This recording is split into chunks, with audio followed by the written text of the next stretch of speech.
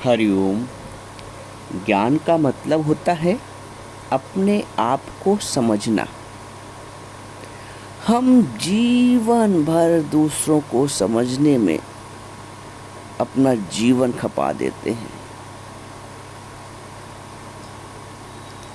जीवन भर संसार को समझने में अपनी श्वासें लगा देते हैं, परंतु अपने ही स्वभाव को समझ नहीं पाते हैं। कितनी विडंबना है। जहाँ से मैं की शुरुआत हो रही है, वहीं से ही हम अनभिज्ञ हो जाते हैं और वो अनभिज्ञता ऐसी विस्तार ले लेती है कि हम लौट कर अपने पास आ ही नहीं पाते। एक विचार, एक गहरा चिंतन करिए। हम अपने से इतने दूर निकल जाते हैं कि लौट कर अपने पास आ ही नहीं पाते। आरंभ अपने से होता है, अंत अपने से बहुत दूर से होता है। तो जब अपने से बहुत दूर से जीवन का अंत हुआ, तब हम अपने घर कैसे आ पाएंगे? जब घर में है ही नहीं, घर से बहुत दूर हैं। हर व्यक्ति की इच्छा होती है कि अपने घर चलें, अपने घर लौट के आ जाएं तो शांति मिले, सुकून मिले। कितना भी यात्रा कर लो, कितना भी बाहर के एंजॉयमेंट आप कर लें, लेकिन फिर आंतरिक इच्छा यही होती है कि अपने घर वापस आया जाए। और आप इतने दूर निकल जाते हो कि अपने मूल घर की, अपने वास्तविक घर की, अपने स्व के भाव की, आप अपने स्व के भाव में लौट ही नहीं पाते। पर भाव में इतना व्यस्त होते हैं कि अपने स्व के भाव में लौट ही नहीं पाते। इसीलिए जिसको हम स्वभाव कहते हैं, नेचर कहते हैं, वो अननेचुरल बन जाता है। जो नेचुरलिटी है वो अननेचुरलिटी में परिवर्तित हो जाती है, क्योंकि हम अपने से दूर निकल जाते हैं, सत्य से बहुत दूर चले जाते हैं। गुरु जी बोलते हैं, तू अपने घर में जरूर आ जा, खुदी के बदले खुदा को पा जा।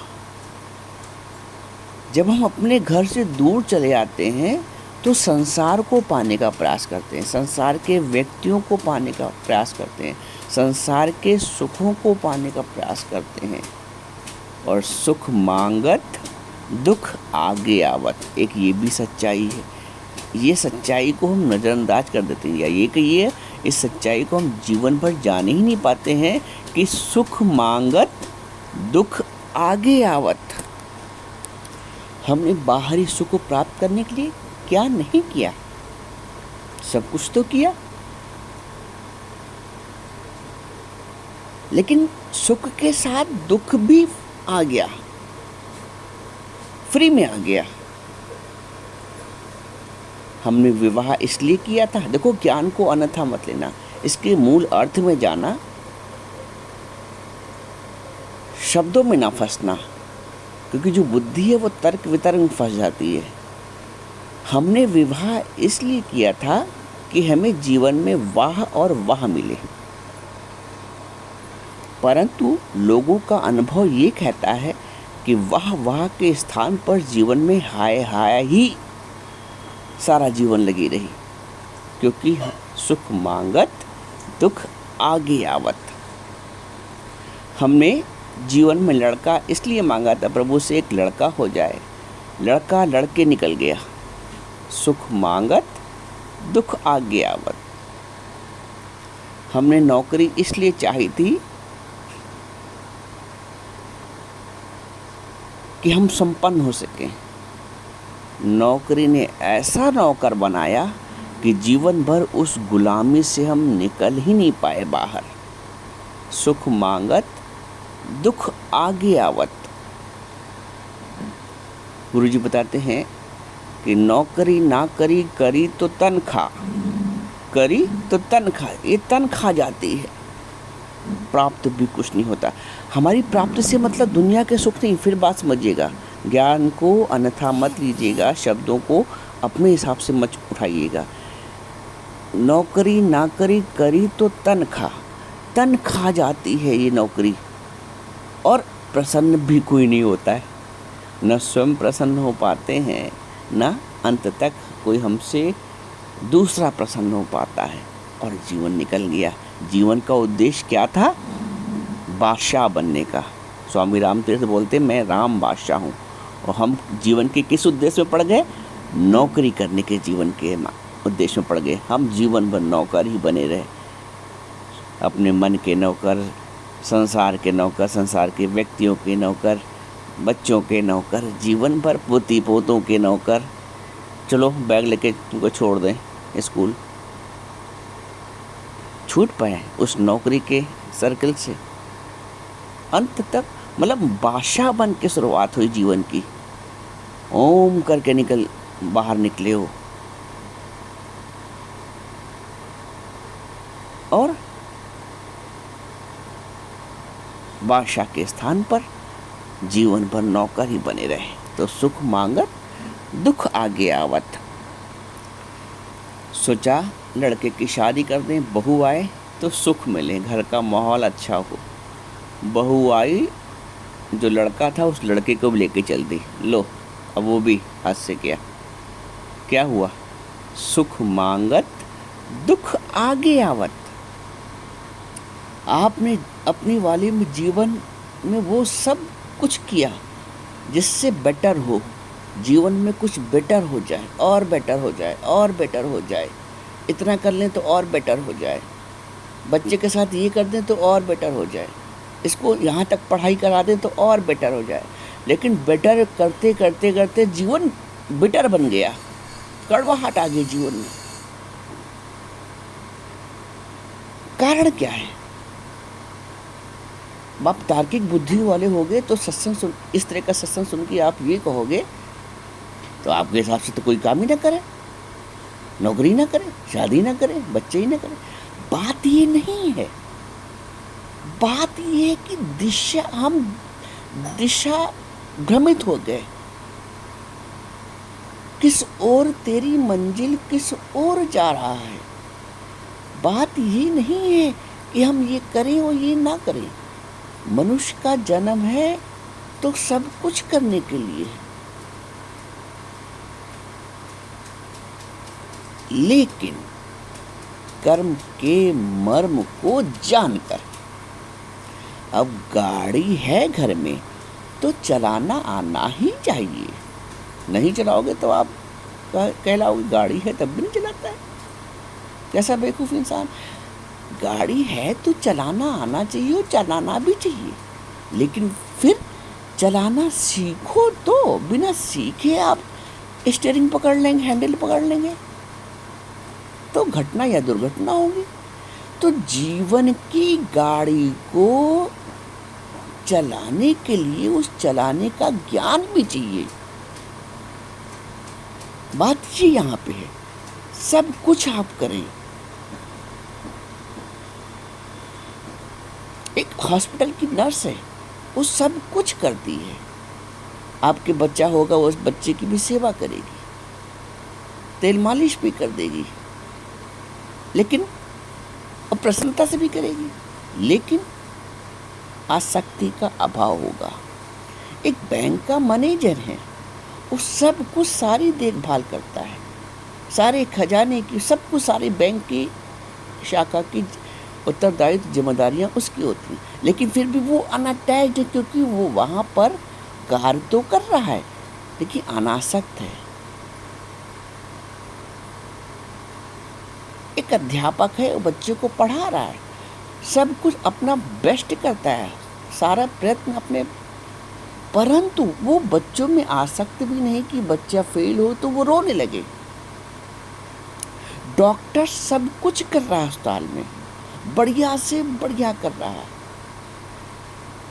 लेकिन वो अपना कर्तव्य कर्म करते हुए भी अनअटैच्ड है, अनासक्त है। कोई मृत्यु हो जाती है तो आप रोते हो, लेकिन डॉक्टर नहीं रोता है। कारण कि डॉक्टर में आसक्ति का अभाव है।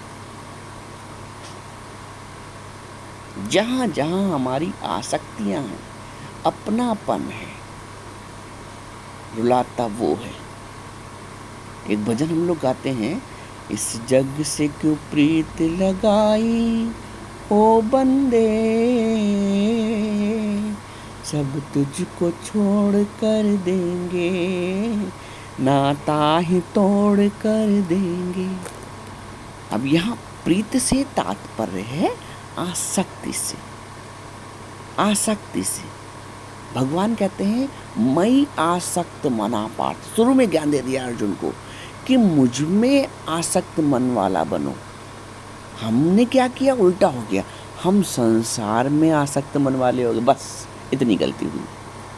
अर्जुन से भगवान ने सारे कर्म करवाए, लेकिन वो उसको अनासक्ति का ज्ञान देकर। तो जो सच्चा गुरु है वो हमें जीवन में अनासक्ति का ज्ञान देता है। वो हमको संसार में स्थिर स्थायित्व हमारा नहीं कराता, वो हमारी आत्मा में हमारा आत्मन्य व आत्मना संतुष्ट, जो अपनी आत्मा से आत्मा में संतुष्ट रहता है वो ज्ञानी है। जो संसार में संतुष्ट रहता है वो अज्ञान के क्षेत्र में है। भगवान ने कहा आत्मन्य व आत्मना तुष्टा, जो अपनी आत्मा से आत्मा में तुष्ट रहता है। गुरु हमें आत्मा से आत्मा में रहने की कला सिखाता है, विद्या देता है, यही ज्ञान है। और जब आप अपने आत्मनिवास में रहेंगे, आत्मा रूपी घर में रहेंगे, आत्मा से आत्मा में संतुष्ट रहेंगे, तो आप बाहर की परिस्थितियों से निर्लेप रहेंगे। बाहर की परिस्थितियां आपको प्रभावित नहीं कर पाएंगी। इसको ऐसे समझिए कि जब आप अपने घर में हैं तो बाहर कितनी भी बारिश हो आप अप्रभावित रहते हैं। बाहर आंधी तूफान आ जाए आप अप्रभावित रहते हैं, क्योंकि आप अपने घर में सुरक्षित हैं। तो घर की आवश्यकता इसलिए होती है, एक अपना घर, सबकी एक आकांक्षा होती है कि अपना घर हो जाए। अपना घर, बाहर तो हमको एक उत्कंठा रहती है बाहर वाले घर के लिए, और वो मिल भी जाता है, लेकिन हम कभी अपने निज स्वरूप में, अपने निज निवास में, अपने आत्म निवास में आने के लिए सोचते ही नहीं। हम उस घर को जो राखी, ईंट, गारा, सीमेंट से बना है, हम उस निवास को ही जीवन भर बनाने में लगे रहते हैं, और अपने जो मूल निवास है, तभी भगवान ने कहा है कि आत्मन्येव आत्मा तुष्टा तस्य प्रज्ञा प्रतिष्ठिता। जो अपनी आत्मा में से आत्मा में स्थित है उसकी ही प्रज्ञा प्रतिष्ठित है, वो ही मूल रूप से अपने आप में स्थित है। तो आवश्यकता है अपने आप में स्थित होने की, अपने स्वभाव को जानने की, अपने मूल भाव को जानने की। दूसरों के स्वभाव को जानने से बचो। दूसरों के स्वभाव को जानोगे, समझोगे, समझाओगे, मात्र और मात्र उलझन ही प्राप्त होगी। और आपको, क्योंकि वो उलझन भी आपको बड़ा प्रिय है, इतना आपको ज्ञान में समझाया जाता है, थोड़ी देर के लिए समझ में आता भी होगा, लेकिन जहाँ फिर उस वातावरण में गए, फिर वो परिस्थितियाँ हावी हुई, क्योंकि आप अपने ऊपर अभी आपका नियंत्रण नहीं है, अपने विचारों पे, अपनी आसक्तियों पे, अपने स्वभाव पे। इसलिए गुरु कहता है तू अपने घर में जरूर आ जा, खुदी के बदले